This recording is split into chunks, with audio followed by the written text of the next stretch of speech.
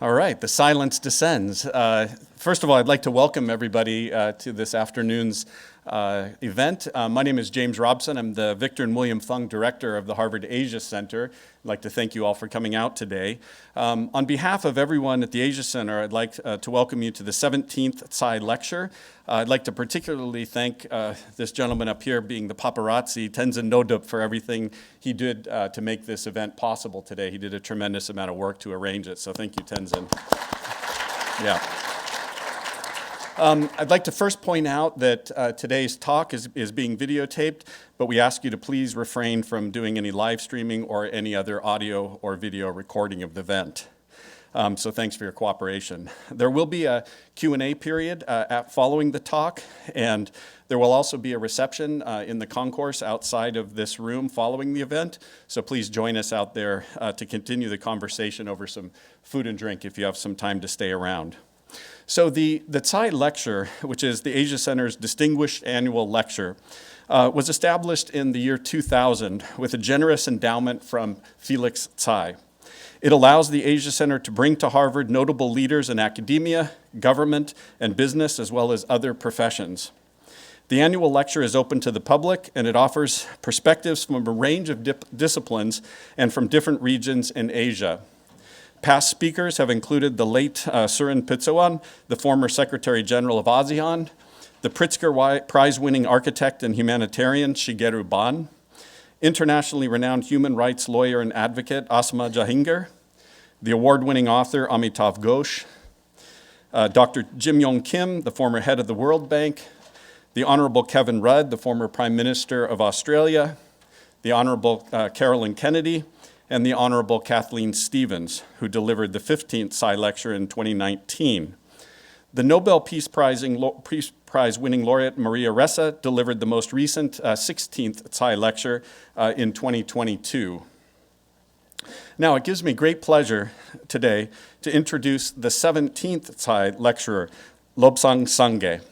I want to put honorable in front of that as well, like all those other honorables. I see it as less of a title of an office and more of a statement of character. So he's no stranger to Harvard or the Asia Center. And Lobsang Sangay is currently a senior visiting fellow at the East Asian Legal Studies program at the Harvard Law School. During his tenure at the Harvard Law School in the fall of 2022, he taught a class on China and Tibet and is presently teaching a reading group on Tibet at the Harvard Kennedy School. Lobsang Sangay served as a democratically elected Sikyong, or often translated as president, of the Central Tibetan Administration, serving 2 consecutive terms from 2011 to 2021. He began his career in public service in 1988 as the vice president of the Regional Tibetan Youth Congress in Delhi, and Lobsang completed his BA and LLB from Delhi University. He did his LLM in 1995 and SJD in 2004 from the Harvard Law School and received the Yong K. Kim 95 Memorial Prize for Excellence in a Dissertation and Contributions to the Understanding of East Asia at the Harvard Law School. While at Harvard, akin to Track 3 diplomacy, he organized 7 rounds of meetings and conferences between Tibetan, Western, and Chinese scholars. Most notably, in 2003, he organized the first ever meeting between His Holiness the 14th Dalai Lama and 25 Chinese scholars and students, which was the same year, which happened on September 16th, 2003, that the Harvard Asia Center also hosted a public talk in Sanders Theater by His Holiness the 14th Dalai Lama. In 2008, Lobsang Sangay testified before the U.S. Senate Foreign Relations Committee on Asian and Pacific Affairs regarding the crisis in Tibet.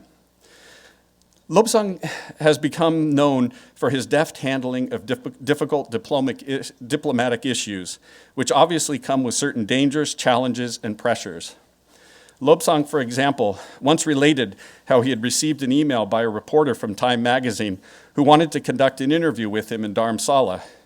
He graciously agreed to the journalist's offer, accepted the journalist's offer, but then a few days later received another email that said she wanted to share the questions she planned to ask him and included them in an attachment to the message. Initially, he thought this was a particularly kind gesture by the reporter, but then he remembered that he was living in a rarefied political time that included all manner of surveillance and other things, and he began to become a bit suspicious. Therefore, before opening the attachment, he wrote back to the reporter, asking if she in fact had sent the email to him. She responded that she had not.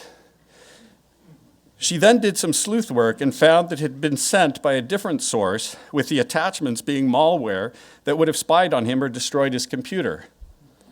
Being raised as a good Buddhist, Lobsang was all too familiar with one of the fundamental Buddhist teachings, namely that of non-attachment, whereby the Buddhists taught that attachments were one of the cardinal sins.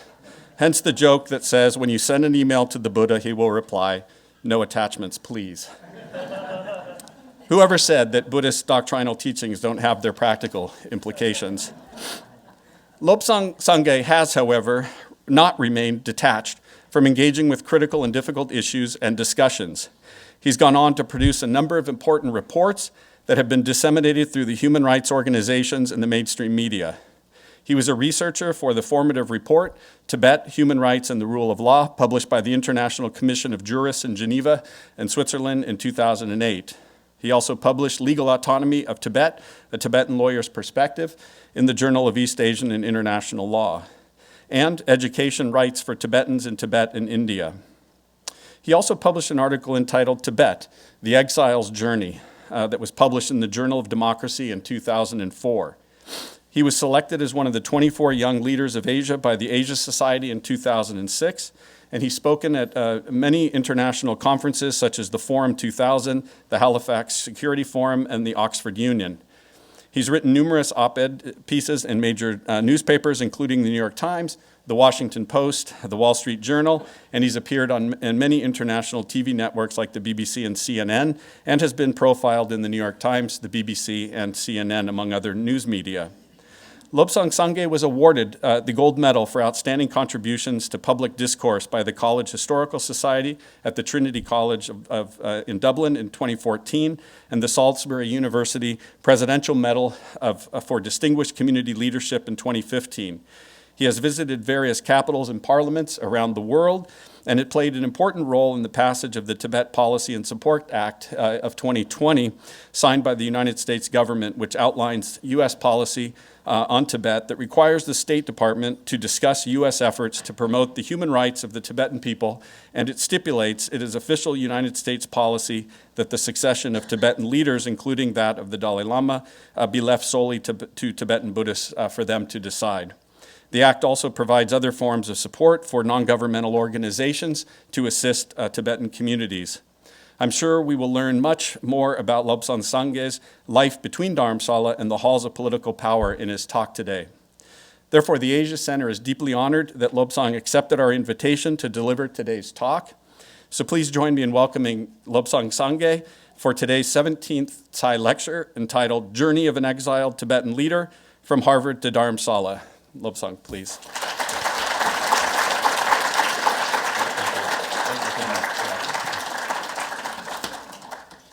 I met Professor James a few days ago before my talk, and I confided to him that if nothing else, if you could hype my bio, so that even if my speech won't be interesting, at least from the bio I look good. So he agreed because he has been to Dharamsala for 7 months. So I said, if you have some sympathy, if you owe something to us, at least hype my bio. So thank you for that. And also it's true, the Buddha's teaching is still relevant. Whenever you receive an email from a suspicious source, don't open your attachment. Non-attachment is still relevant.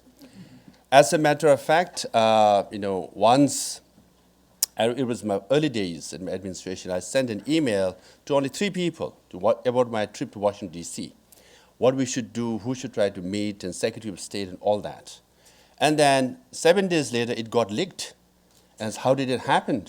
So my computer was compromised. And once, I was taking a flight from, Delhi to Dharamsala. So I opened my phone. As I looked at it, I could see my contact disappearing right in front of my eyes. So all disappeared. So attachment, please be careful. It's a great honor and privilege. Actually, I can't believe I'm standing here because all my professors, Laoshis, are here. Yeah, I feel like I'm giving my dissertation exam again, you know. I'm a bit anxious as to what would happen. And then it's very courageous and noble on the part of Asia Center, Professor James and the staff of Asia Center to, you know, give me this very prestigious platform, you know, 17th Tsai Lecture. And then because of which so many Tibetans are proud, and then they have come all the way from New York and Vermont and Connecticut, you know. So it shows that your decision, Asia's the center's decision, is much appreciated. And Tenzin Gudla has been architect on this. Actually, we plan to do it on March 10th, which is the 64th the anniversary of our National Uprising Day. But it happens to be on Friday, which is the beginning of our spring break. So hardly there won't be anyone. You know, we could have an occasion, but we won't have an audience like today. So we decided to do it today, and today happens to be Wednesday. White Wednesday is very good in the context of Tibetan culture, because you know it's very auspicious as far as His Holiness the Dalai Lama's birth signs are concerned. So that's why I'm wearing green belt. Green also symbolizes not just green environmental sense, but also about His Holiness. So I'm trying to dedicate this, you know, talk to all the Tibetans, you know, and especially to our leadership, His Holiness the Dalai Lama. And today I'm going to talk about, you know, first how I ran for position, you know, then election, and how Tibetan administration is and how it's run. And then one of the most crucial issues is the dialogue with the Chinese government. If there's any hope, what happened, whether there's a prospect for solution or not. And then, you know, part of my leadership, if there's any theme today, it will be leadership, crisis, criticism, and compassion-based courage. So if you're a leader, crisis and criticisms are bound to happen. As we say in Buddhism, right? Impermanence and emptiness are two sides of the same coin. Similarly, leadership and crisis and criticisms are two sides of the same coin. So that's what I'll try to share. In that context, I'll explain to you about the self-immolations that took place in Tibet and how difficult it was as a leader to make a decision or a policy statement. And then my visit to Washington, D.C., part disappointment, part appreciated because the Congress would meet with you, but not the executive. And then the travel around the world with similar experience. And then finally, I'll get back to Washington, D.C., where finally we managed to pass the Tibetan Policy Support Act, and how important, relevant the issue of Tibet even is. So that Policy Act, the law, makes it very clear. So that will be the summary of my presentation. And then, I have prepared 70-some photographs. So I have 45 minutes to finish. So I'll run like anything. So as a Tibetan who is from mountains, I should have stamina. I hope you will, bear with me.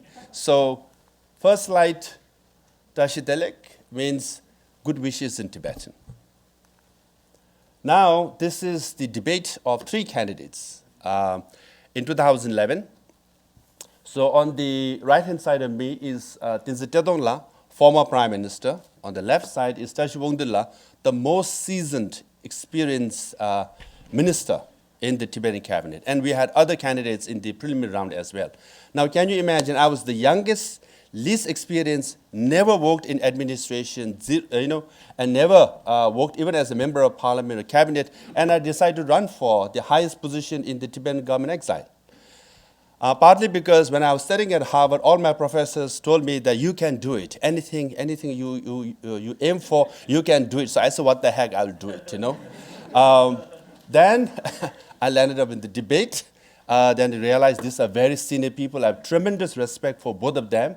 And, there's a long story. We had a very friendly, good debate. Then here we are. Tibetans are very excited to vote, They have this green book. Now, I think it's only in the Tibetan community where you must pay your freedom tax. Then only you get to vote. You don't pay, you don't get to vote, right? So Tibetans have lined up, and one monk is thinking as to who to vote for. And like two women, they are so enthusiastic. They brought their toddlers in hand and they're praying before they're voting. I hope they're praying for my success. And then, they voted. And here I was, this is a later photograph, I was criticized during election, bringing the American system of election to the Tibetan society. My goodness, look at him. He's shaking hands with people, kissing babies. That's scandalous. Tibetan society, we should not do that. If we are fighting for Tibet leaders, trying to elect a leader of freedom struggle, and they get people vote for you. You should not go asking for votes. And here's a bit of a negative campaign. This at the back, there are my posters. It was pasted on the walls of Dharamsala, and people wrote Nyamnyung me, means no experience. You can see. English also, yeah. This guy has no experience, and there's a big no over there, and there's a sad face over there. So some people were clearly very sad that I was running for it, But I gave a smile, anyways. And this is in the remote village of Ladakh. Look at these people, so committed. It's so cold outside, And then they are voting. And if you're wondering how safe our voting booths are, here they have a hand in a sunny day. They're all outside, they're checking their green book, and then okay, you go in. Very Buddhist way of checking your green book and going in and voting. And look at this. Now, if anyone of you suspect that there might be some manipulation ballot boxes, we don't, because look at these volunteers. They're carrying ballot boxes at minus 30 degrees Celsius. So if they're that committed to carry ballot boxes, I think we should, be assured that ballot boxes are safe. No frauds at all, yes. Look at frozen lake, look at permafrost, and they're so committed. And then, finally, I got elected, and His Holiness Dalai Lama kindly, came to bless the occasion on my inauguration day. And this is what His Holiness said. This is a historic line. Today, my long cherished goal is realized. The power given to me by Sikyong Tara Rinpoche, I'm handing over to Sikyong Lobsang Sangay. No pressure, So 600 years of history of the institution of Dalai Lama being both the spiritual leader and the political leader was devolved. And church and the state was separated. And here I was given the responsibility. And then it just happened to be on Monday. That's when His Holiness, because next day His Holiness was leaving. So it was August 8th, right? So the oath I took on August 8th, and I said, why not do it at 9 a.m., 9 minutes and 9 seconds? So in Chinese, it translates as Papa, Cho, Cho, Cho, So it's like prosperity, prosperity, longevity, longevity, right? So Communist Party of China cannot criticize me, right? So that's how it became popular. But then some Tibetans said, my goodness, you are, taking the oath as the leader of a Tibetan movement. How can you schedule it as per Chinese calendar, But I think I did last, for 10 years, so longevity worked. And our budget doubled, so prosperity also worked in retrospect. So, and,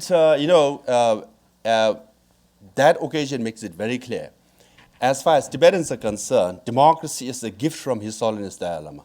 At every crucial stage when power has to be devolved, in 1960 to have the first parliament, in 63 to have a constitution with the provision to impeach the Dalai Lama. Dalai Lama insisted that there has to be provision to impeach me. And in 1970s to elect a minority representative, and in 1990 expanded the parliament, and then in 2001 direct election of Khalil Tribo Prime Minister. All this happened because His Holiness Dalai Lama insisted, right? So that's why we always say that democracy for Tibetan people never fought, and it was given as a gift to Tibetan people.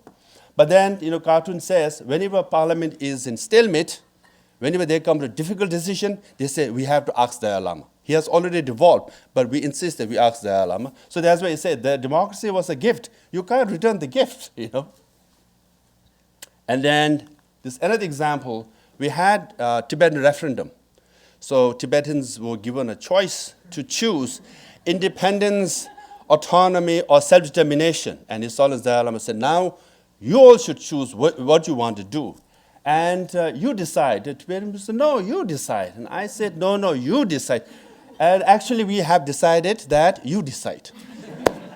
Actually, it happened. What happened? There were 3 choices, but they to put a 4th provision, saying whatever the Dalai Lama decides, we will listen. So that was the outcome of the referendum.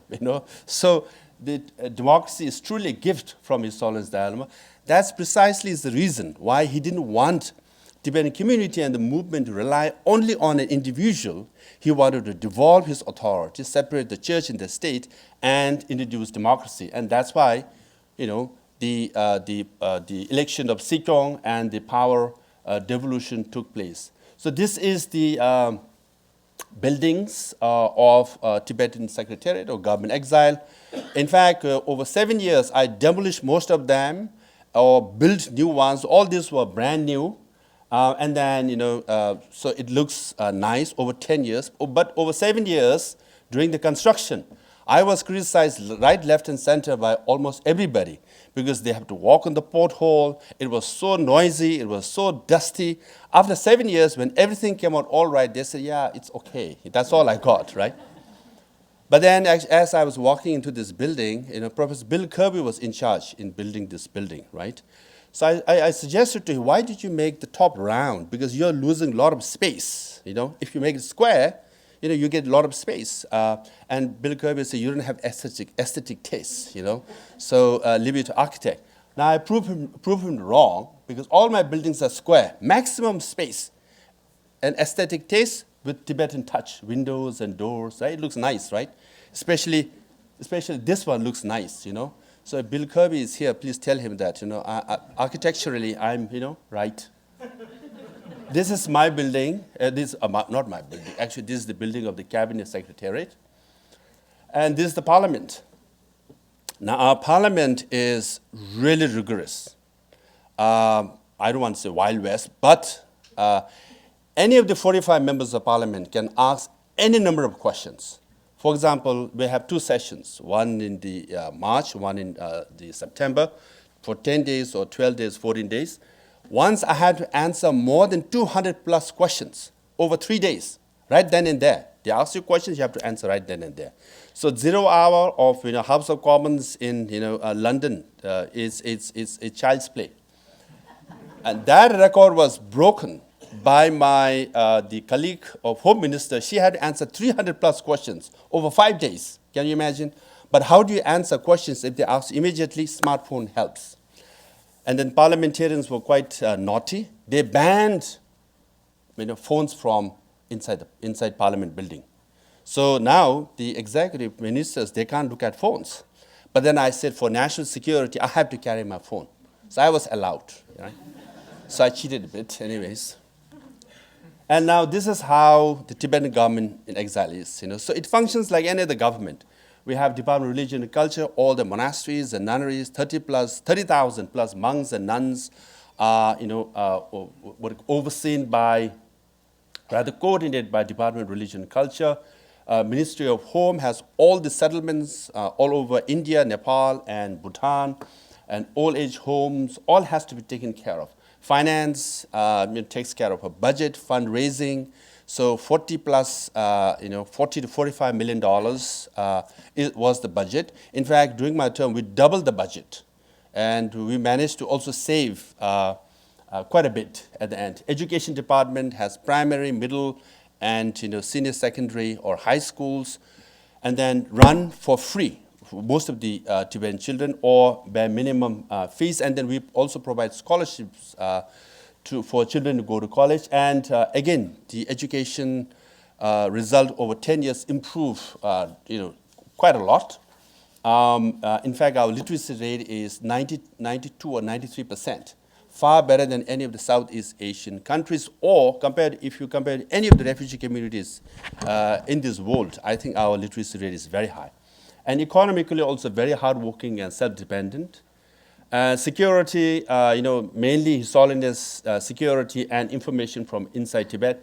And information and international relations, I'll come to that. And health department also pretty good. During COVID, we handled it very good. So over 10 years, all the departments, perform pretty well. So if you have any specific questions as for the details, please ask me. I'm happy to share with you. Now, under the Department of International Relations and Information, So these are the offices we have. They act as semi-embassies.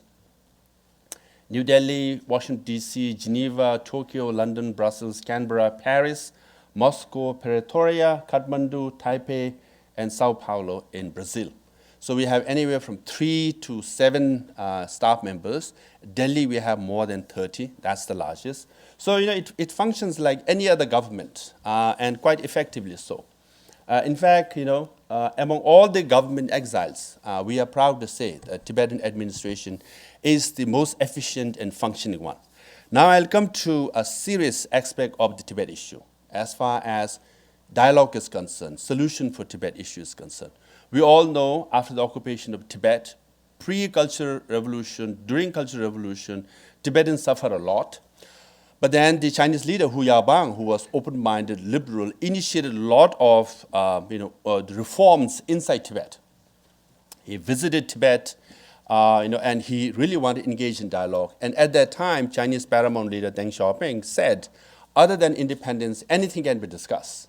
So in that, under that, what we call slogan or principle, initiatives were made. And His Holiness Dalai Lama's brother, this is a picture of Hu Yaobang, Hu Jintao, who became the Party Secretary-General of Tibet Autonomous Region, and then later President of China, and Wenjiabao, I was told, I think, became Premier of China.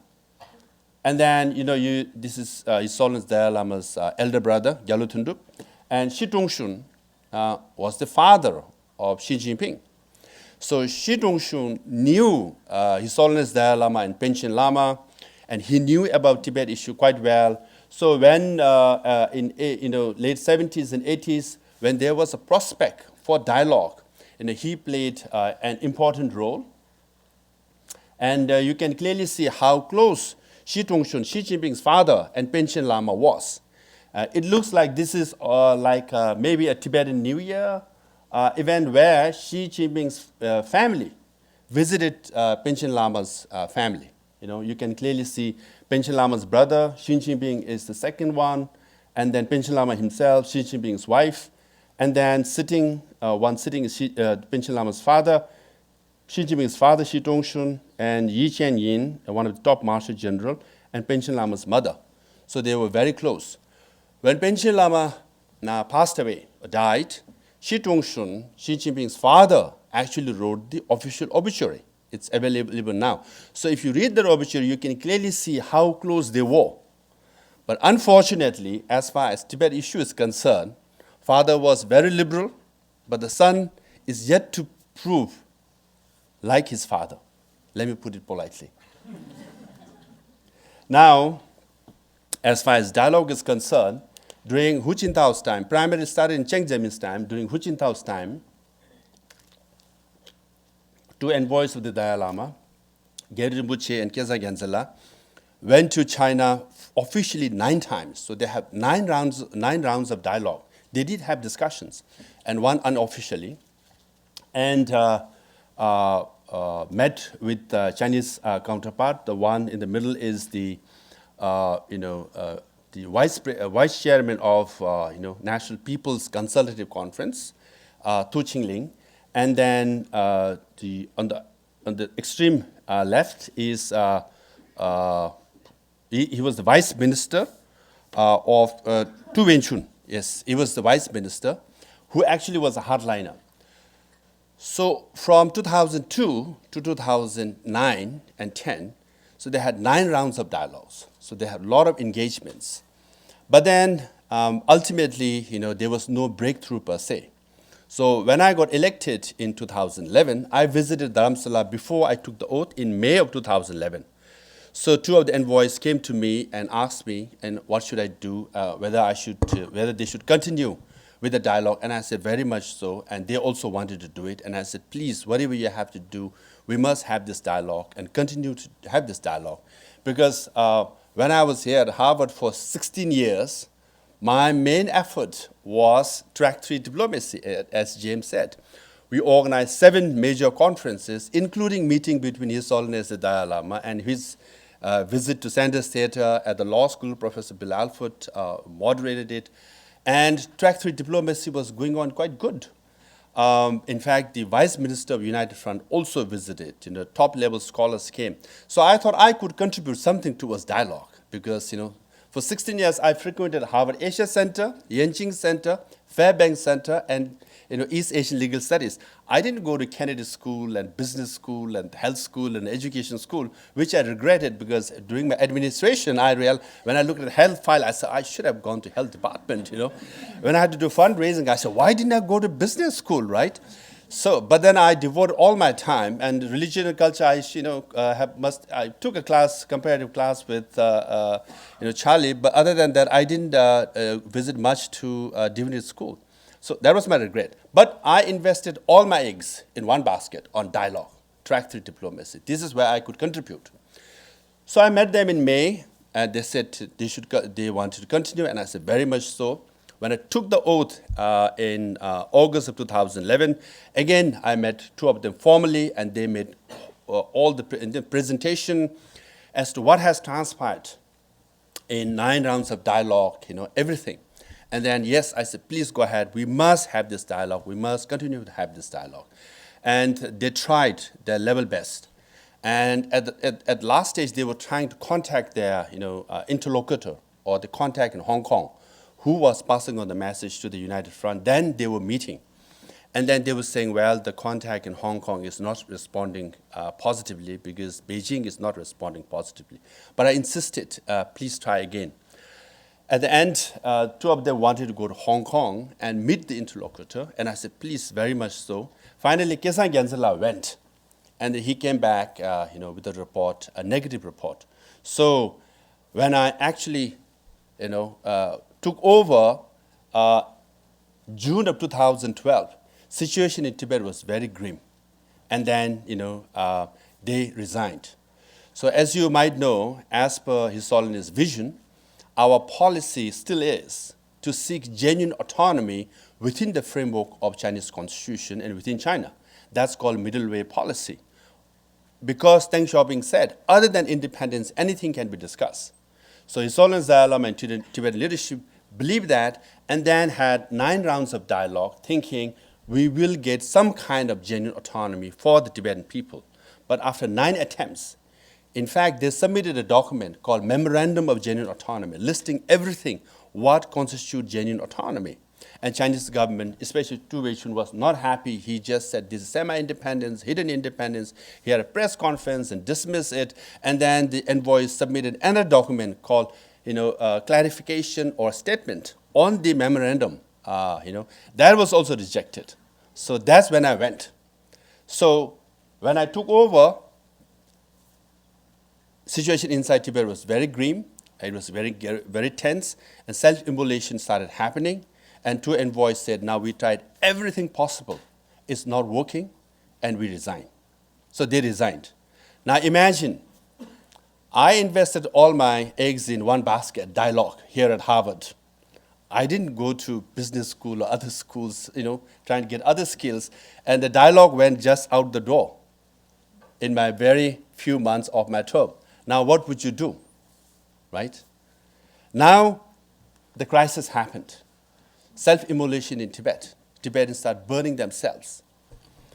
So there was one in 2009.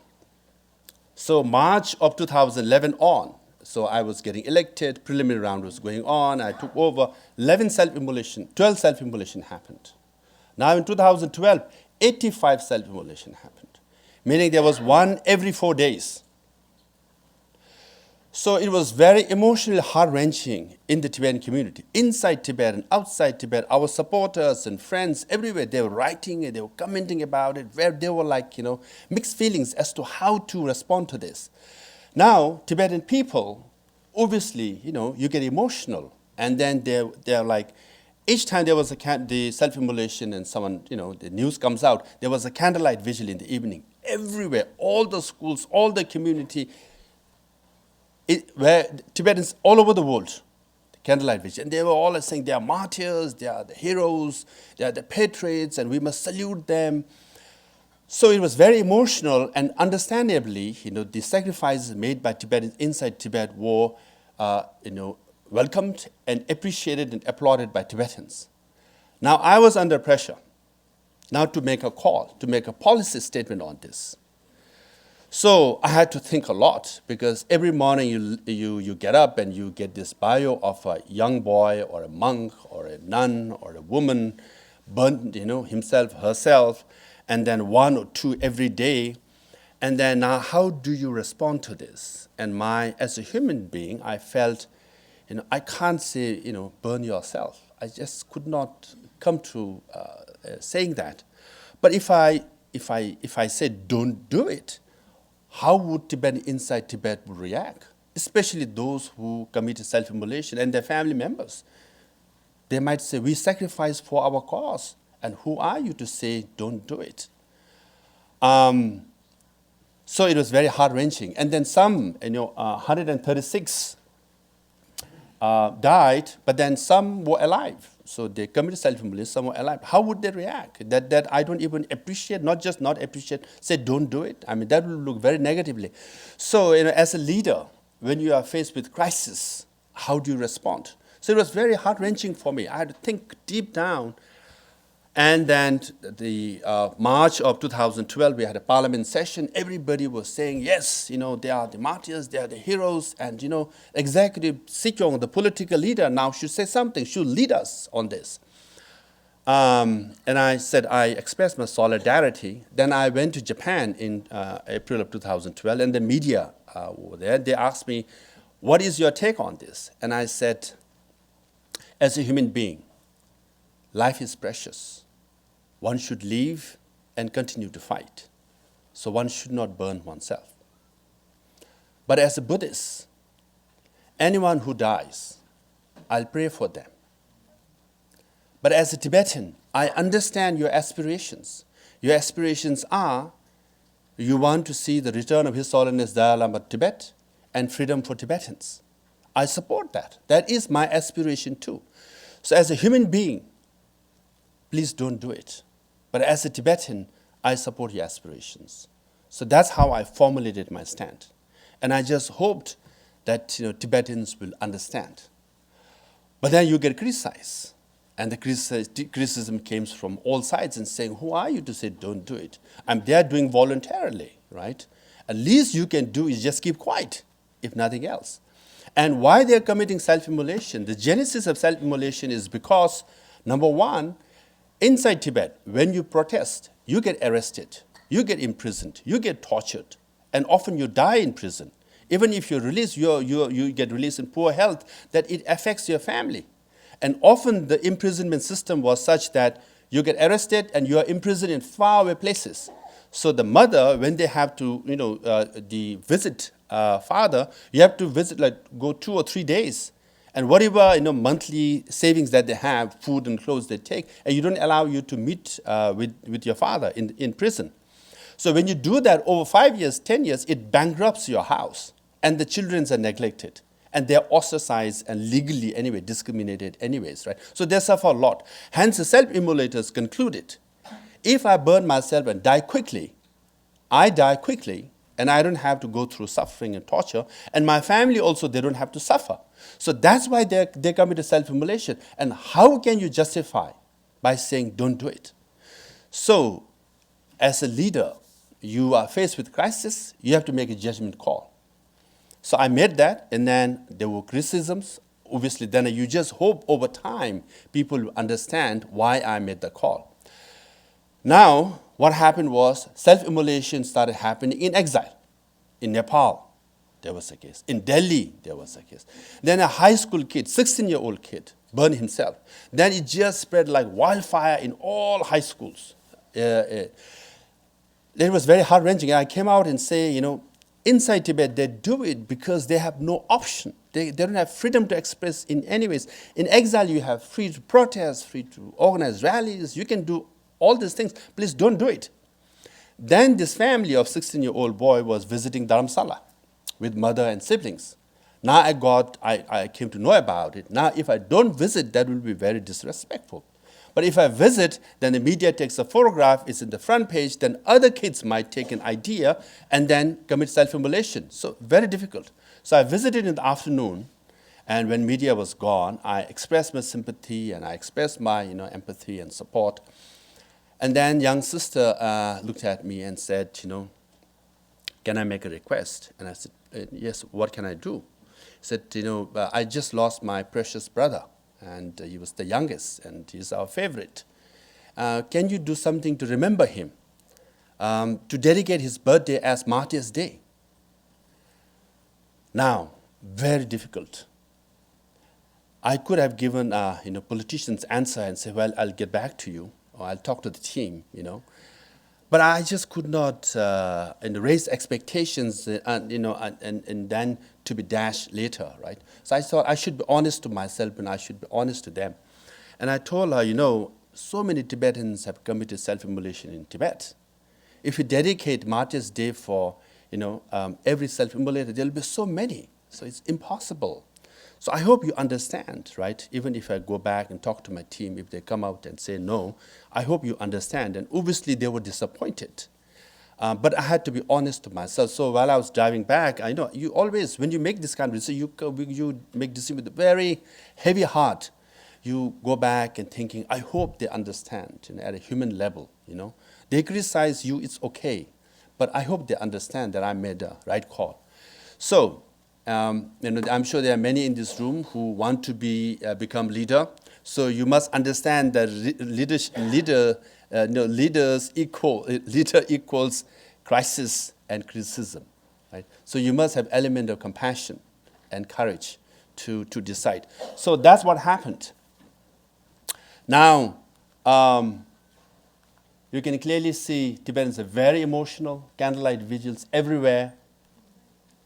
And I wrote an op-ed piece in Washington Post to make it clear to Washington, D.C. and the rest of the world that Tibetan leadership in exile does not encourage self-immolation or protest inside Tibet, right? Now, so with all this situation happening inside Tibet, very sad cases, I thought I should come to Washington, D.C. and inform Washington, D.C., influence them, and to make a call, to make a decision in our favor. Now, when I came to Washington, D.C., the State Department won't allow me to enter the State Department. White House won't allow me to enter White House because they say you are Prime Minister of government exile. And as per protocol, that's like 1970s, Nixon-Kissinger legacy to ban exile government, right? So they don't allow you in. So I came to Washington, D.C. over 10 years, 2 or 3 times a day. Can you even 20, 30 times to Washington, D.C.? They say, no, we can't allow you in. So where do we meet? Cafeteria, coffee house, Starbucks. Very noisy Starbucks. At one time, this State Department staff was so disorganized that, he met me at the reception of a hotel. Like the people checking in and out, and there we were, just talking, And it was winter. It was cold. Wind was blowing in and out, and there we met. And so plausible deniability was what was needed. And then, yes, I just could not enter the State Department, White House for 10 years. And I actually, when I got elected in summer of 2011, I had this wish list. What will I do in 10 years? Enter the State Department, enter White House, pass a law on Tibet, make it law in America to support Tibet. So that was the goal. Now, every year I come disappointed, They don't allow me in. So I met many of them outside. But the Congress was very nice. So my main host, Speaker Nancy Pelosi, she visited Dharamsala too. This is a picture when she visited Dharamsala. Her trip to Taiwan was very, very much covered by news media. But she kindly visited Dharamsala, and you can clearly see I've met her many, many times. Very kind, very supportive, hard rock on the issue of Tibet. And my main host in Washington, D.C. was late Senator John McCain and Senator Joe Lieberman, Speaker Boehner, and Senate Majority Leader, late Senate Majority Leader from Nevada. And then I have many photographs of senators and congressmen. I don't want to show all the photographs. Some even Harvard graduate, because you will be quite, disturbed by the image, And Yale graduates I met. They're very nice in supporting Tibet, okay? But it was not just Washington, D.C. Even Europe, Norway. This is a photograph of Norway, our foreign ministry, I think. The foreign minister of Norway refused the support from 2013 to 2016. They used to give $100,000 for some medicine for old people. They want to cut it. And I said, it's $100,000. You have like $1 trillion, sovereign fund. Why do you want to do that? This guy was insisting. Instruction was cancel everything. Don't entertain His Holiness Dalai Lama to Norway. And of course, don't meet with me at all. Later, I found out that he has some advisory role as part of an international group of the China State Council. And you know where he is now? That he went on to become the president of World Economic Forum, Davos. And first guest he invited was President Xi Jinping in 2017, right? So the other one is the Foreign Ministry of Australia. Now, Foreign Minister of Australia, Bob Carr, came out in the news. Oh, Lobsang Sangay, I'm not meeting him at all. And then, he doesn't want to meet with me. And then later he established a research institute, again, very pro-China. But karma has it that when I was entering the Australian Parliament, elevator door opened. Who walked in? Foreign Minister of Australia. And I got introduced by the MP. He said, hey, this is Sikyong, Lobsang Sangay, and this is Foreign Minister of Australia, Bob Carr. And I said, hi. So we had karmic meeting, no formal meeting, So you can't skip karma also, another teaching of Buddhism, right, James? Yes. But parliamentarians meet with you. So this Minister Wade, he was Minister of Indigenous People in Australia. He was very bold, and we had this Thank You Australia event. He had taken an oath or pledge that whenever it comes to His Holiness Dalai Lama, I will come out and support him no matter what. So he was a minister. He had to seek permission from Prime Minister. He said, look, this is my personal pledge to him. So I'm going to this event anyways. But the Foreign Ministry of Australia would not meet with me. But the parliamentarians would. So these are the parliamentarians, former speakers, and all that. So this is Australia's National Press Club. I spoke for an hour. It was broadcast live on Australian Broadcasting Corporation TV. New Zealand, no one in the Foreign Ministry or Prime Minister office, even though we had famous Prime Minister who just resigned, very open, left-oriented, doesn't meet with Tibetans. But members of Parliament would meet, and I gave talks in New Zealand. At public level, I could give talks. And this is in Israel. I was invited as a keynote speaker.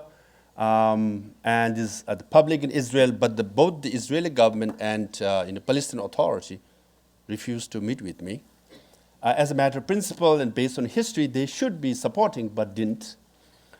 And then, because this Asia Center, I'm trying to focus more on Asia. So Japan, Shinzo Abe-san, he was very kind. He was my main host, actually. So, I visited, as I said, in April of 2012. Of 4 or 5 public events, he came to 3 or 4 of them. He was my main host. Here I was speaking at the Parliament Building number 1, and Shinzo Abe-san is here, and Madam Sakurai, a very influential figure in Japan, always hosted me. And this is recently, actually. Now, Japan has the largest Tibet support parliamentary group. 100 members have joined. All the parties, except for Communist Party of Japan, have joined, and the majority are from the ruling party. And India, you can clearly see, I can go travel, give speeches. There's like 20,000 students. I have to show you all the good ones. And this is a Thank You India event in Dharamsala where Culture Minister, Cabinet Minister of the federal government came, and the senior BJP leader Ram Madhav came, and the former chief minister or the governor of Himachal and the minister all came. So, we have a free, interaction with cabinet ministers in India, very supportive. And he was the speaker of the parliament. Now he's the vice president of India. So you can clearly see they didn't mind. Now I went to, not only I was not met in the executive buildings, in some places, I could barely give a talk. This is in South Africa. I went, and the South Africa Chinese embassy issued a press release criticizing my visit to South Africa. I was giving a talk at the Stellenbosch Law School. It's a private law school. But then 100 migrants, which the embassy hired and gave them, fries and burgers, and then They came to protest. They stormed the campus, they stormed the auditorium, and they went on stage. And then the next day, they issued a press release saying there was a massive protest against my visit. Here it is, protesting, stop splitting Tibet from China. And then after I had to give a talk in an alternate room, when I was coming out of the gate, there were like 30 or 40 Chinese people protesting. As the door opened, I could clearly see they all were taking pictures. So I said, hey, I should not get wrong footage here, I gave them victory sign and smile, So all the photographs have me with V sign with a smile, okay? They didn't have a Tibetan guy dodging and running away. So leadership, you have to make split decisions sometimes, okay? Be prepared. So University of Toronto, 50, 60 Chinese students came to protest my visit. And after I gave the talk, and some Tibetan students for Free Tibet were very riled up, like, these people are protesting, we should do something. No, don't do anything. I said, why don't you invite some of them in, after I finished my talk. Doing Q&A, they are free to ask any questions. And that I was trained here at Asia Center and Fairbank, at the East Asian Legal Studies. So I think 13, 14 of them came and started asking questions. Then we engaged. And there's a YouTube video where one guy was applauding to my answers, and one guy got up and said, no, from what I hear, I want to have a weekly discussion, with Tibetans and Chinese, come to better understanding of the situation. I said, exactly, that's what we want. Protesting outside and me talking inside in isolation doesn't help. We should come, meet, discuss, and come to understanding. So that was the progress. Then, I was campaigning in CNN, Hard Talk, supposed to be a very difficult one, BBC, I appeared in all that, and media. And finally, after 10 years of being a nomad, wandering around from hilltop to hilltop, where I was rejected by everybody, I entered the State Department, So it was COVID time, and we forgot to take our masks. It was right here. I said, we must show our face with the flags at the backdrop. We took the photograph, and there it is. History was made. Mainly because Robert Destro was appointed the special coordinator on Tibetan issues. And he was joint secretary level. So normally special coordinator on Tibetan issues are of undersecretary level.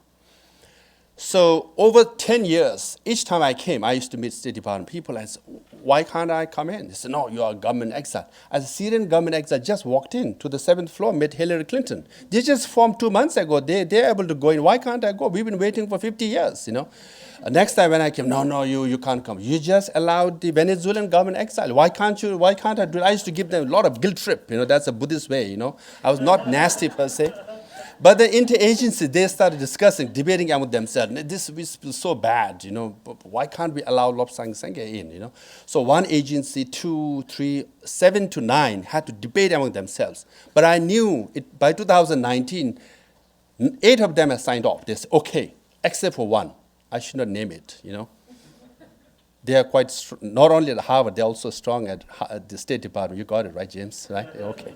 So he got, as joint secretary, he said, and then he sends me a message, he wants to meet with me because he had only 4 months term left. He wants to meet with me. I said, okay, I'll come if I can meet you inside. This is COVID time. Why should I risk my life to come all the way to Washington, D.C. when I cannot come inside the State Department? He said, okay, come in. That's it. One bureaucrat made the call, and I entered the State Department, and Nixon-Kissinger legacy went down the road, and then I walked in, right?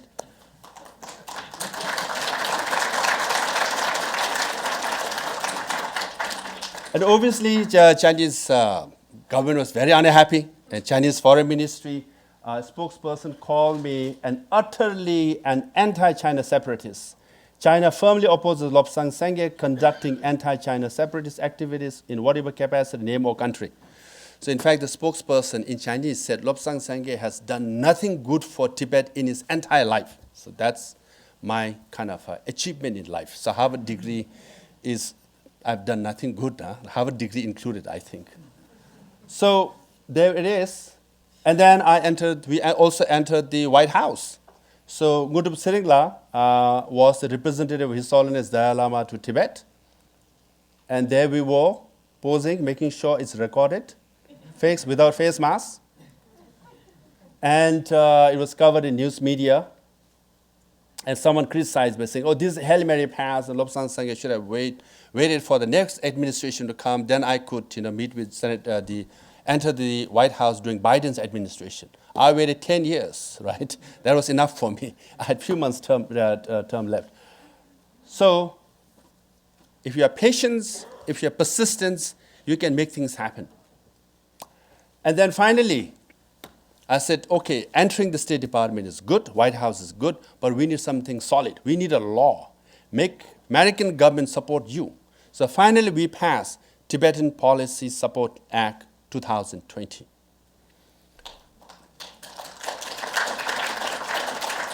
I didn't tell them, okay, James, they're doing voluntarily, yeah. So this law is very important. We had a Tibetan Policy Act in 2002, which is amended, improved upon everything we wanted. We put it in there. And I made sure there was a provision which says that Sikyong office is legit, right? Tibetan administration is legit, so it's law now, right? Now my successor can enter the State Department because it's a law. And then one of the main provisions of the law is on reincarnation, because the Chinese government was very unhappy because the law, Tibetan Policy Support Act, said that on reincarnation of Dalai Lama, Chinese government cannot interfere. If any official interferes, he or she will be sanctioned. So now reincarnation is a major issue. In 2011, September, His Holiness had issued a statement saying, they asked for the reincarnation of 15 Dalai Lama. One could come either through reincarnation, emanation, means one could designate his own successor, a teenager boy, most likely boy or girl, or selection, like cardinals meeting and selecting the Pope. All the High Lamas can meet and select next Dalai Lama. So this is on the table, and His Holiness is, has said he will make the decision and announcement at the age of 90. So a little more than 2 years, in July of 2025, His Holiness is supposed to issue a statement on this. So this is a very sensitive, delicate issue, because historically, each time one Dalai Lama passes away, before the next one is born and teenager and enthroned, that period is very vulnerable for us. So it's very important, and this is much been discussed, but now we finally managed to include it in the law. And then, that law was passed. I mean, there's a lawmaking process, long story, but I'll shorten it. The House, Speaker Pelosi and Jimmy Govern, they were very supportive.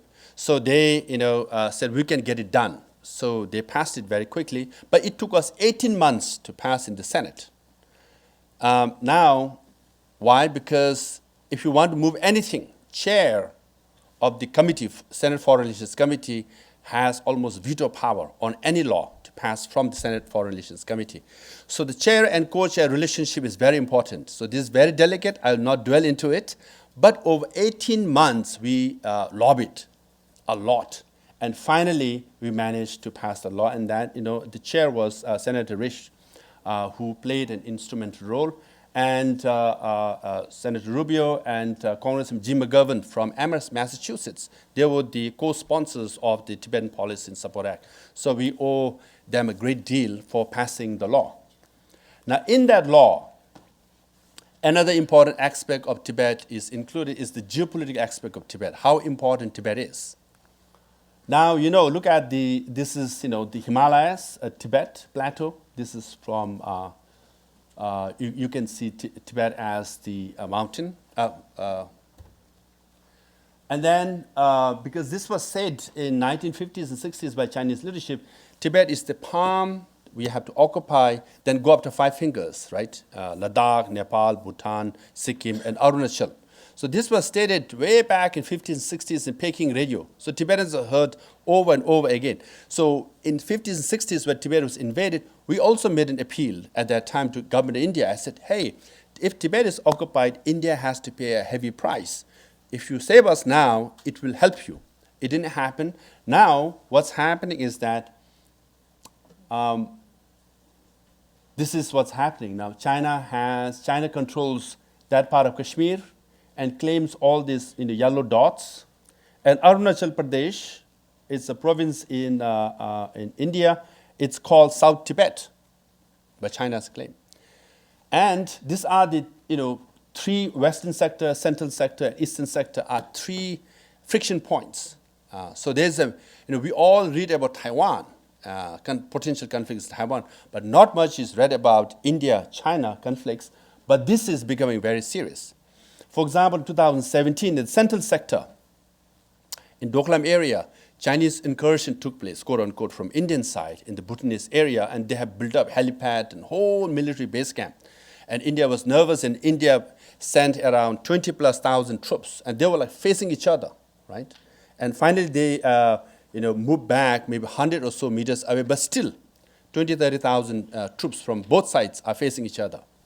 Now, worse happened here in the western sector, in Galwan Valley in Ladakh. At night, hundreds of Chinese troops cross river and attack Indian troops with rods and sticks and stones, and killed, I think, more than a dozen of them and injured 100 of them.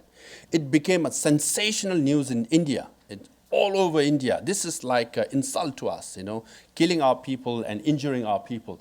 So again, 50,000 Chinese troops moved in, 50,000 Indian troops moved in. Now, at the moment in Ladakh, it's like minus 10, 20 degrees Celsius, okay? It's very cold. Now, 50,000 troops are facing each other. And then recently in Arunachal, similar inroads were made by Chinese troops. But, the Indian troops had the upper hand. They were on top of a hill. So they managed to push back because Indians had long lathis, So the small rods didn't help. So they pushed back. So conflicts are going on. Border incursions, from 100 a year to 200 to 500 a year is happening. So again, if there is a conflict with India and China, why Tibet is important? Because there was never a land border between India and China. It was always Tibet. Tibet as the buffer prevented these largest populated countries from facing each other. Now they're facing each other because Tibet is occupied. So Tibet becomes very relevant. And now in India, Tibet issue is becoming important.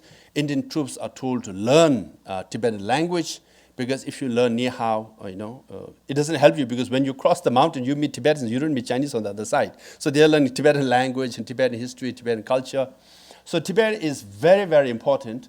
Now, recently, I just watched an Indian blogger taking out, bloggers from China.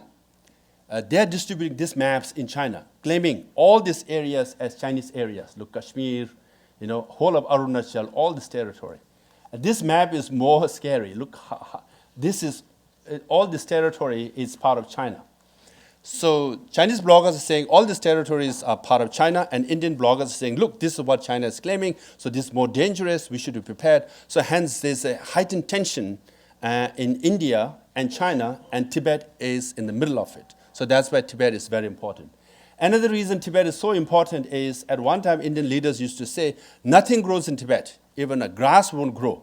But now a lot of things grow in Tibet. Look, copper, gold, iron, lithium, 70% of lithium in Tibet, in China, is in Tibet, right? Second largest copper mine in China is in Tibet, in Zomda area. So you just name it, 130-some minerals of hundreds of billions of dollars worth of minerals are in Tibet. And then the Chinese government and Chinese companies are not only to be blamed. Canadians are also very busy mining Tibetan minerals as well. So again, from mineral point of view, now mineral scarcity in the raw materials is very important. Tibet has plenty of minerals in Tibet. So that's why Tibet is called Xizang, means Western treasure. It is a land of treasure. Now, third reason why Tibet is very important is because Tibet is the water tower of Asia. Now, we all talk about Antarctica and Arctic as, yes, the highest and the second highest or the largest snow is there in Antarctica and Arctic. But when they melt, it goes to ocean. But when the Tibetan, the glaciers melt, it forms streams, it forms tributaries, it forms rivers, and becomes a source of fresh water for 1.4 billion people, right, in the whole of Asia. So in that context, as far as the fresh water is concerned, Tibet is more important than Antarctic and Arctic. Now, conveniently, Chinese government has not signed the UN Convention on Water Sharing. And Asia, by 2050, the population in the world is supposed to be 10 billion, right? Of which 5.26 billion will be in Asia, of which 60% will be in urban areas, meaning they need more water, more energy, more food. So water is vital in Asia, and Tibet is the source of all the rivers. You can see Yellow River and Yangtze River, cradle of Chinese civilization, right? Starts from Tibet. Mekong, Salween, Irrawaddy, whole of in ASEAN countries. Brahmaputra River for Bangladesh and northeast of India. For Indus, Satluj, all flow from Tibet. So Tibet is vital as far as water is concerned. And then, you can name just any of the UN Secretary-General, Boutros Ghali, Kofi Annan, Ban Ki-moon, all have said there is a potential for conflict over water. Water is very important. World Economic Forum came out with a report in 2015 listing potential crisis. And number one crisis was water. Right? So Tibet has plenty of water. As a Buddhist, we've been sharing our water with all our neighbors without charging. Now we all pay, to buy water, right? Had we charged, we would have been like Norway, actually, quite rich. So Yangtze River is drying up. Look at this, in the drought in China. So even Chinese environmentalists are calling to declare Tibet as a national reserve. Protect Tibetan Plateau, not for Tibetan's sake, but for our sake. This is where our water comes from. The roof of the world determines our climate, our weather. So Chinese environmentalists have appealed to the Chinese government as well. Unfortunately, the glaciers of Tibet are melting so fast. Look, this is all snow. Now, 1921, 2009 has disappeared completely. This all snow, 1933, 2006, all disappeared.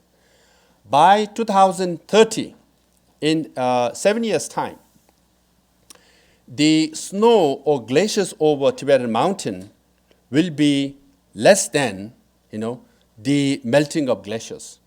So the restoration of snow will be less than, so it's the turning point. So more snow will melt and more snow will fall on Tibetan plateaus. So this will lead to a crisis in Asia, and Asia is going to have the largest population in the whole world. So you can clearly see why Tibet is so important.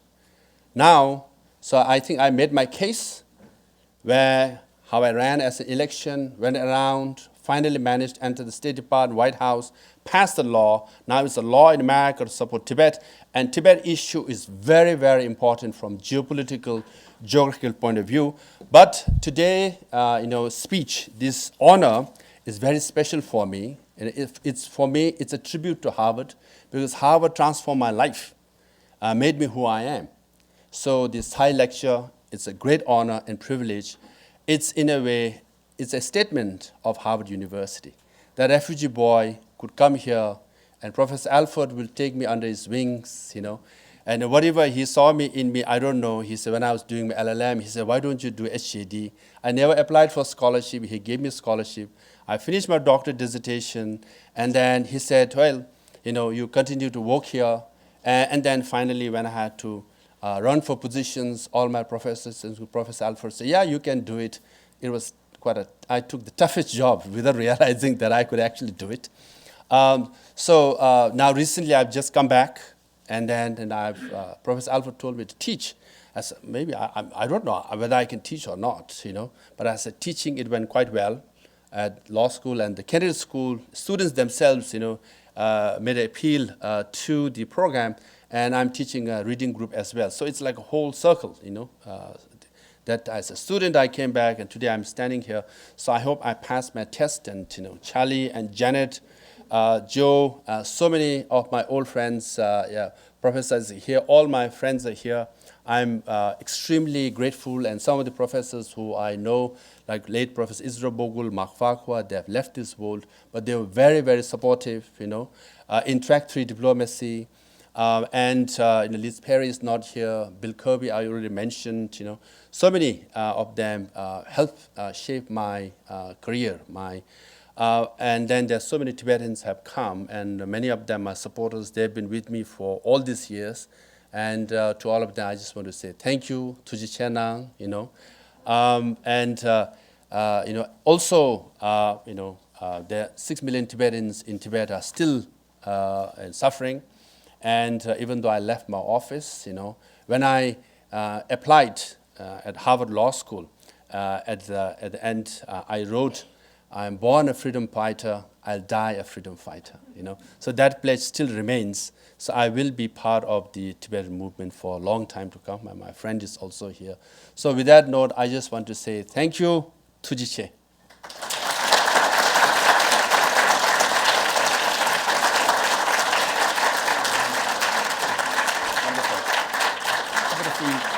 We can go over here and take some questions.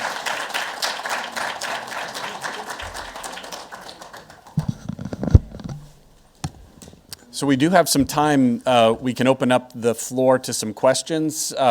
There'll be some microphones that will go around, so please make sure that you have a microphone before you ask your question, otherwise we can't hear it. And please make sure that your question is actually a question as well. We won't have a lot of time, and so we'll make sure that we have a question that comes from you rather than just a long statement, okay?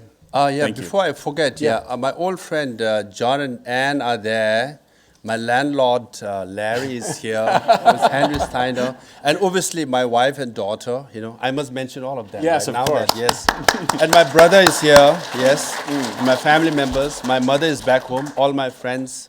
Thank you so much, yes. So the floor is open.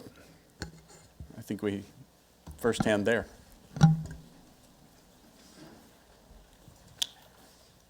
Hello, thank you for this inspiring talk.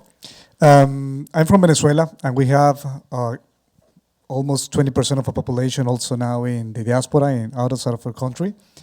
So, seeing your experience, I wanted to ask you, how do you do, or Tibetans do in general, to keep the attention and the engage of the Tibetan people outside with an exile government? How do you make them also even being able to pay a tax for freedom?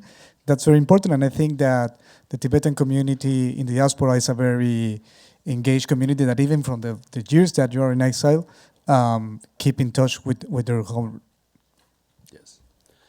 Thank you very much. Recently, I was in Miami. I met a couple of community leaders of Venezuela and Cuban leaders as well. So my recommendation to all those who are in exile, whether you're Venezuelan or Cuban or Afghan or Syrian, form government exile, right? Now you don't have to be like Tibetan government exile with all this administration, but at least you can have a parliament where you can meet once or twice every year, where all the stakeholders can come and share your experience and vent and criticize each other, but there will be a center where everybody will come to agree, and that center will be an alternative to the Maduro's regime in Venezuela. So I know there are 7 million Venezuelans outside, and I think 600,000 only in Florida. So you are much bigger in number than us. So you can definitely form a government exile. So I can be your consultant. Because I have an expertise in how to run a government exile. Actually, I wrote my dissertation under Professor Alfred and the Professor Wanderkaib and Henry Steiner on democracy in exile, how democracy in exile can function. So when I write that book, I think hopefully Venezuelans will read. My recommendation: form government exile. Otherwise, when you are scattered all over the world, and then after some time, it's easy to get disillusioned. It's easy to get cynical and easy to fight among yourself. But if you have a government exile, all the different views and criticisms you have, you come to a center, to the parliament. Then you talk to each other.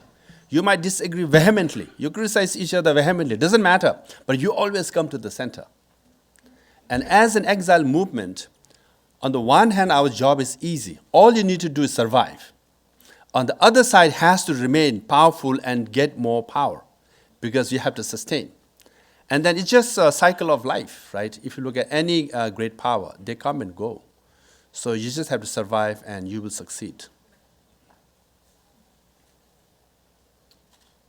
Next question. How about, actually, we'll go first there and then to you over here. Thank you.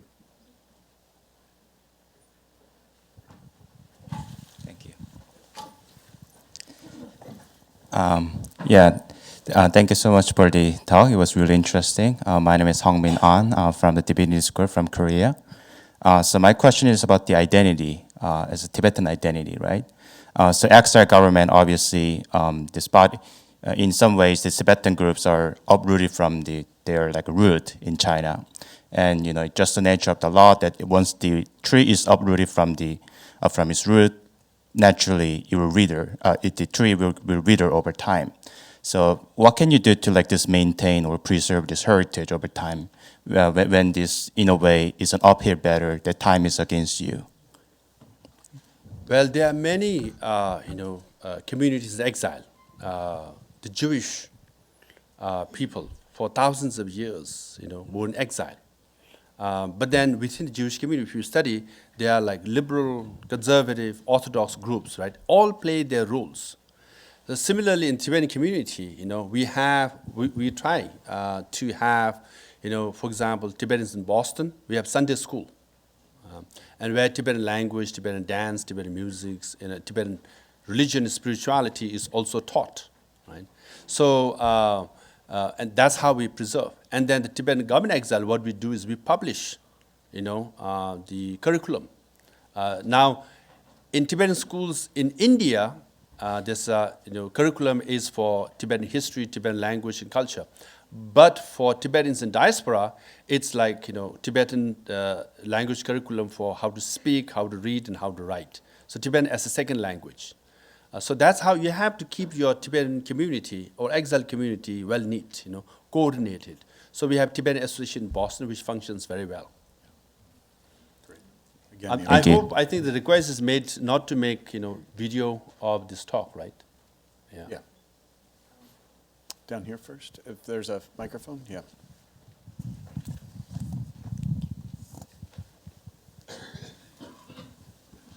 Thank you for the very inspirational talk. My name is Rie, and I'm from Tokyo, Japan.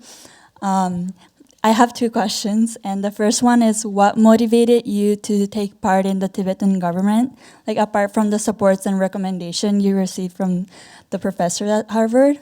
And the second question is, like, what would you see as the future of Tibet, or what would you want to see? And what would you expect the international community to do to help that? Thank you. As far as motivation is concerned, philosophically, as a Buddhist, we look at life differently. Maybe, James, I'm trying to promote Buddhism here. Okay, good. So, in Western culture, birthdays are very important. Right? But for Buddhists, we are told you are born and you are bound to die. So birth and death are two sides of the same coin. So we are told you are going to die, eventually. You can't escape. It's inevitable. Now you are going to die anyways, so what you do while you live? So now motivation is very clear. Okay, I want to do something, that I can leave something behind. And immediately it will be your family, your community, your cause, So as a Tibetan, I have a clear-cut choice here for Tibetan cause and Tibetan movement, So that's the motivation. And another one is, as a Tibetan, I have no choice but to contribute towards Tibetan cause, right? Because our civilization, our nation is at stake, and Tibetans in Tibet are suffering. And I have the privilege of being in free country with education and exposure. And then, motivation is very clear. I should use this for a cause. So that's why. And then, for all the millennials, maybe you are a bit selfish and all that, right? But you are getting the worst deal because climate change is going to be real. With Ukraine war, you can clearly see conflicts will increase. And if you're from Asia, Korea, more conflicts are likely to happen, as I showed you, right? So these are the reality of the whole world. Now, but at the same time, what kind of world do you want, right? So there was First World War, League of Nations was formed. Second World War, United Nations was formed. Now United Nations is clearly ineffective in preventing war in Ukraine, and so let's say in Taiwan also, right? So what kind of international body you want to have? So you have a clean slate. It's a challenge, but an opportunity as well. So as a Tibetan, I look at it that way. Perhaps my position was the toughest job in the world. You saw me wandering around like a nomad. No one wants to meet with me. They see me as a nuisance. They want to do business with China, right? But you don't give up. You just keep knocking, and that's life, And ultimately, you succeed. You pass a law, you make an entrance and all that. And then it's worth it. At least when I look back in my life, I wrote in that Harvard application also, I want to die without regrets as a freedom fighter. I will have less regrets because I have served my cause, right? So, great opportunities for you all. Maybe we'll take a question from the left side. Hello. Oh, My name is Diego. Sorry, yes, we got one. I'm not here on behalf of the Canadian government, but I work in Canada for the Canadian government. I just want to say that I really pay attention to your mentioning of the fact that there are Canadian companies doing mining in certain places. And I just want to put it out there that if there is a time to do proper lobbying in Canada regarding this issue with Chinese and Canadian interests in mining, the time is now. So don't let that pass. And the second element is that we have legislation that allows you to bring those companies to court in Canadian jurisdictions in case there was real violations of human rights. So just a suggestion, I have to go, but good luck on that. Yeah. Thanks for spending your precious Canadian time. Yes. Yeah. Venerable Ifa, yeah. Okay. Ifa from Asia Center. I'm a Buddhist nun from Taiwan, not from mainland China, so no offense. Okay.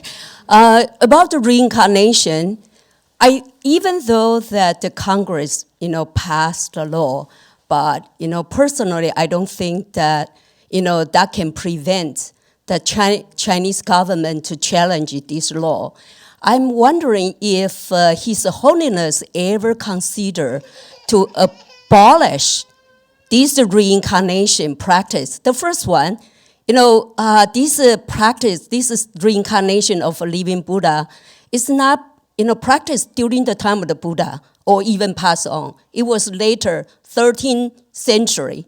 And especially this selection system was, kind of enforced during the Qing dynasty. And right now it's the 21st century. Why His Holiness, consider just abolished? Because this, involved with politics, I think it's going to, create more chaos for Buddhism in the world, and especially probably not just with China. I know in the future it could be a Taiwan and more country like a claim that His Holiness will be reincarnated in this whole country. So then we're going to have a probably third world war of Dalai Lama's reincarnation. This is just joking. Okay, yeah. I don't think there will be a war per se. Now, as for your argument that reincarnation was invented later in 13th century, not during Buddha's time, a lot of things were invented in all religion, a later time. I think the Bible was, written 300 years after Jesus left the world. Similar with Islam, even Buddhism also, right? Most of the texts came 300 years later after Buddha left, But then each, community invent what is suitable for them.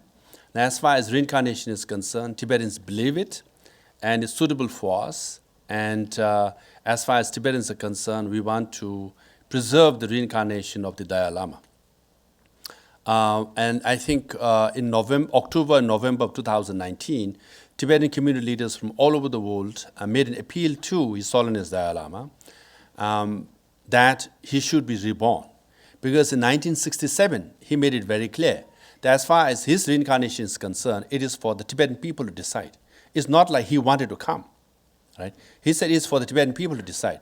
Now, reincarnation means reincarnation. It is the choice of followers to have the reincarnation or not. If followers don't want it, no one will search for him and there won't be reincarnation. But Tibetan people wanted it and they want it, they will search for 15th Dalai Lama and they will have it. Now, as far as Chinese government is concerned, yes, they will select their own Dalai Lama. But now you have to weigh the differences between the two. Chinese government, Mao Zedong told His Holiness Dalai Lama that religion is poison, right? That's their credibility, okay? 98% of monasteries and nunneries were destroyed. 99% of monks and nuns were disrobed. 90+% of Tibetan artifacts, okay, statues, gold, silver were melted, and even copper, iron were melted and made into utensils, right? So they had utter disrespect for anything that is Buddhism and religion, right? And photograph of Dalai Lama is banned in Tibet now. So what credibility does Chinese government or the Communist Party of China has in selecting the next Dalai Lama? None, right? So if they select one, who will believe? No one, except the ones who are forced to believe, right? So they are an atheist organization. They don't believe in religion. And why they want to select a religious leader? And Dalai Lama himself, in Solemnity, said jokingly, well, if Communist Party of China, if you want to take it very seriously as far as searching for my reincarnation, why don't you first find the reincarnation of Mao Zedong, Zhou Enlai, and Chu Te? Set some credibility, right? Then you can say, well, we have expertise in searching for reincarnation of Communist Party leaders, hence we have expertise in selecting the spiritual leaders, right?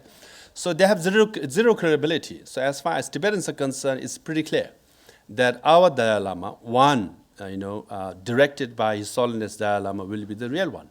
So as far as, Charlie said, you're a believer or non-believer. You believe in your reincarnation. If you don't believe, then that's your problem.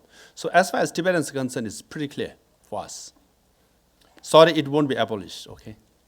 But it is interesting, the concept you raised of a possible emanation decision that may come in 2025, right? Do you think that is a viable one that His Holiness might entertain? I mean, because one of the problems of the Dalai Lama system, right, is the gap of a regency or an open period, which you mentioned in your talk is it can be a fraught time. It always has been in Tibetan history of that gap of raising the next Dalai Lama. So this emanation seems to help deal with that problem of the gap of raising a child.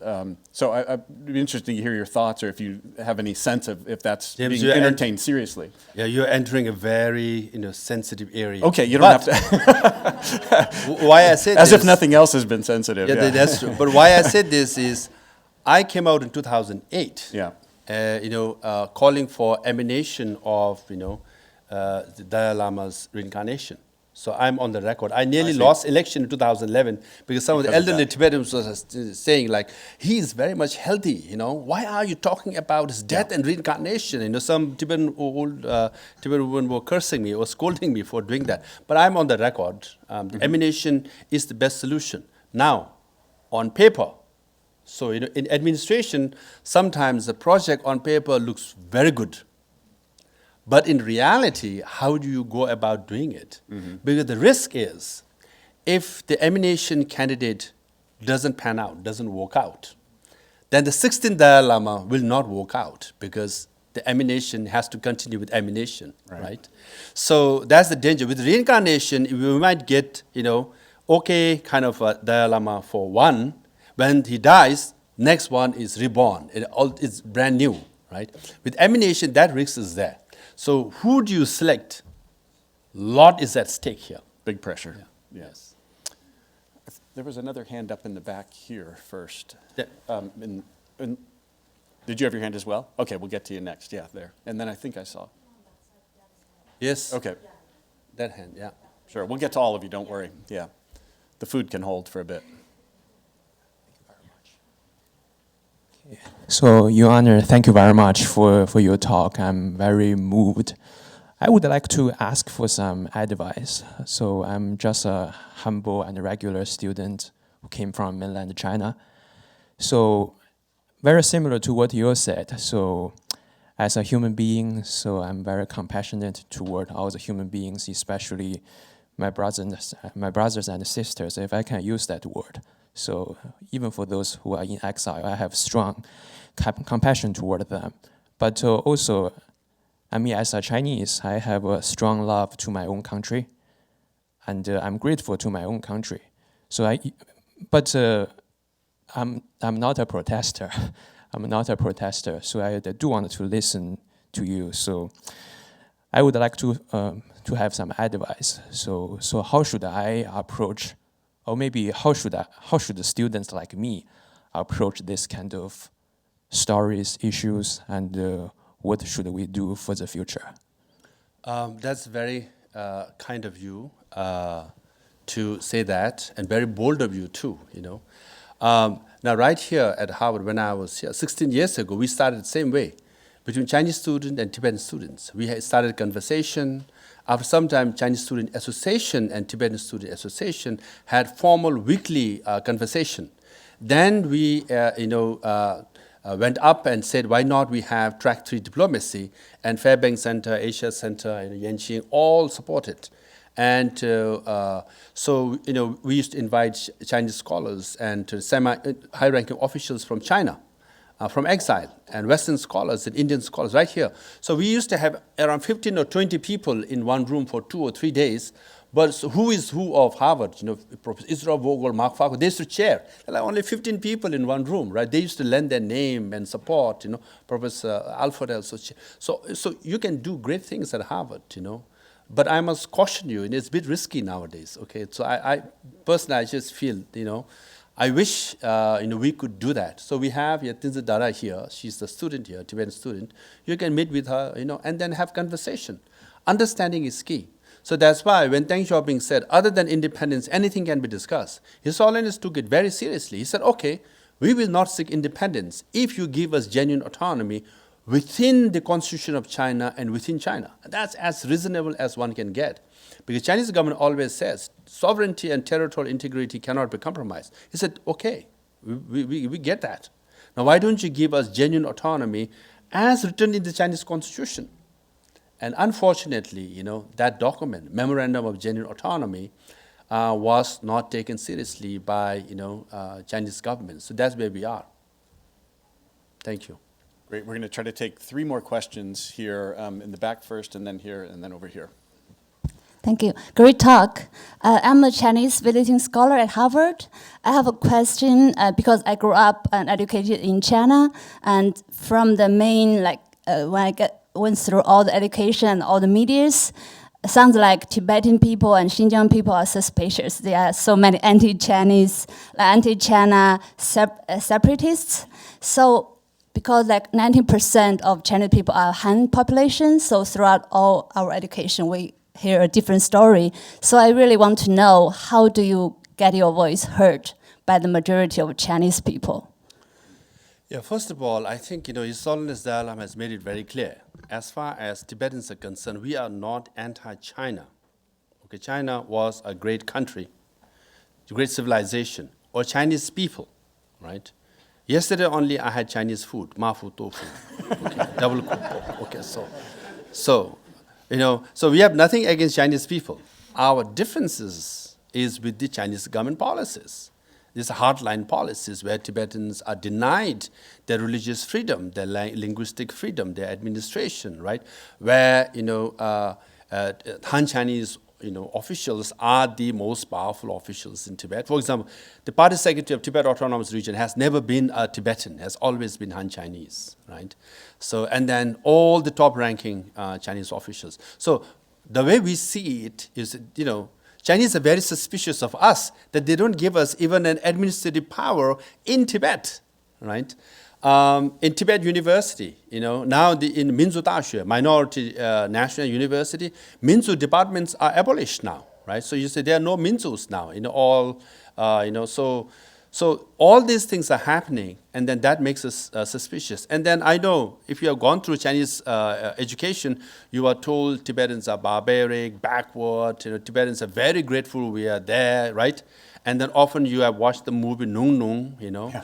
And then say, wow, Tibetans are so bad. They live in caves. They are so filthy, dirty. But there was a documentary made by Communist Party of China as a propaganda. These were Tibetan actors. They were made to put charcoal on their face and come out like this from the cave, right? The Tibetans don't live in caves, okay?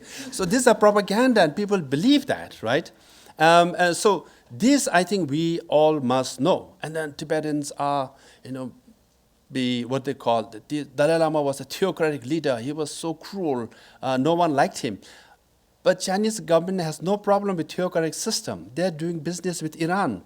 And the theocratic leader is welcome in China, and they go shake hands and buy oil from Iran, okay? With the feudal system, autocratic system. With North Korea, they have no problem. North Korea is facing a lot of problem, but it's one of the allies. So all these propaganda are made to believe to the Chinese people at large. And they believe that. They're ignorant. And then when they first see Tibetan talking, they're like, why are you protesting? We thought you all are very happy. That's what Chinese government told us, right? Then I had a very good, interesting argument. I asked a Chinese friend. I have many Chinese friends, okay? So I said, how much of, Xinhua News Agency and CCTV do you believe?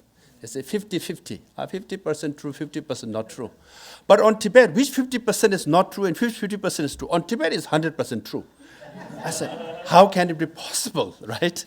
So if you read Xinhua News Agency and what they describe about Tibet, you say it's 50% is untrue. So first start with that and listen to Tibetan, then they will give you the 50% of it. Great. We'll take 2 more questions. If we can keep them a little bit short, that'd be great just for time. Yep. I'm a fellow at the Harvard Kennedy School. I'm from Hong Kong. And I think the Tibetans and the Hong Kongers have something very essential in common, which is that the one country, two system formula was supposed to be offered to the Tibetans. And you mentioned that you have been very reasonable in trying to make that work and not seek for independence. The Hong Kong people also were very reasonable in that we tried to make one country, two system work, but it didn't work, okay? And now they're trying to offer it to Taiwan or even force it on them. And I think it is a very important story that Tibetans and Hong Kongers have to tell the international community and also to explain the position of the Taiwanese people is that quote and unquote being reasonable is not going to work when you're dealing with especially the Communist Party regime that we're dealing with today, that you and I are very familiar with. I just want to hear your thoughts on that. Thank you. I know, Dennis, because we used to say we need genuine autonomy within the framework of the Chinese constitution, like Hong Kong. Hong Kong had one country, two system. But also Tibet was patient zero, and Tibet was the original one country, two system. If you read 17-point agreement signed in 1951 between Chinese government and Tibet, which was forced on us, essentially all the genesis and elements of one country, two system and autonomy is there. But it's just that from 51-59, all the provisions were violated, and His Holiness was forced to flee to exile to India, right? Now, when we seek genuine autonomy dialogue, that's the argument we make. Now, the counter-argument made by Tibetan Youth Congress, the Students Free Tibet, and others more, hardliners, or rather, they are, quite strong. They say, look, Hong Kong, they had one country system, it didn't work.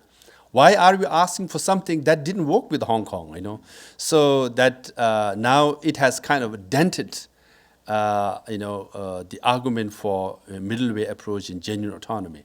Even then, His Holiness is still sticking to his middle way approach. So that will make Chinese, people understand how difficult His Holiness Dalai Lama is in, right? Still, he's advocating some kind of win-win situation, compromise for Tibetan people. Great. Our last question here. Thank you. It's always great to see you speak. I'm in your study group as well. My question is a slightly zoomed out question. I think in the context of where we are in the contemporary world, there's a lot of discussion on the future of the nation state and what the next iteration of the contemporary nation state would look like. And it seems that self-determination and separatism are two sides of the same coin. In that context, what lessons would you draw or seek to give to other nations denied across the world as to nudge the envelope of the nation state to be more municipal and yet and more inclusive of different nations within a particular state?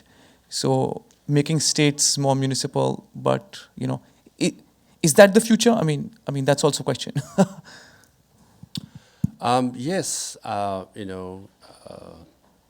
one time we used to believe in globalization, everybody together. But recently there is this trend towards nationalism, inward looking. So we are in a different world scenario.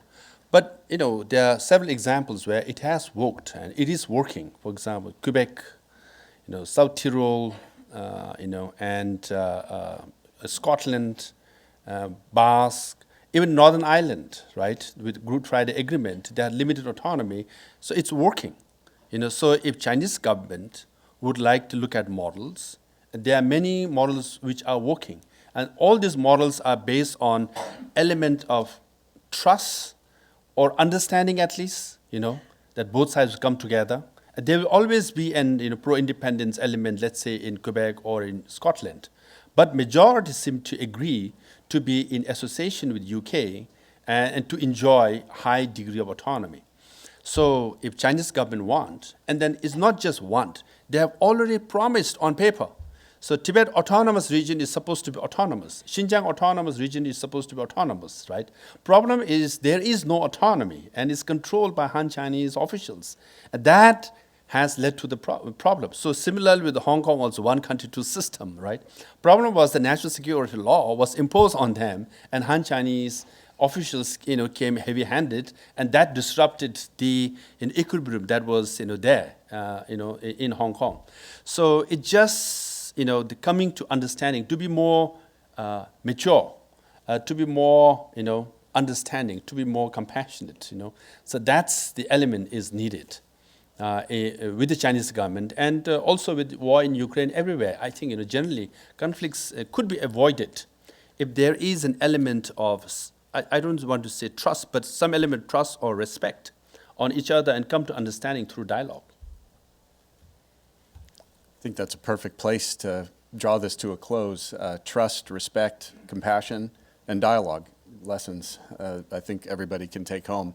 Before you vigorously applaud our speaker tonight, I wanted to just present him with a very small token of our appreciation for giving the 17th Tsai Lecture. We enjoyed it very much, learned a lot, and thank you very much for all the work you've been doing. Thank you. Thank you so much. Really, really excellent. Yeah, thank you. Thank you. Thank you. So please join us out in the concourse. There should be food and drink and ample space for people to talk and carry on the conversation. So thank you all very much for coming this afternoon. Goodbye.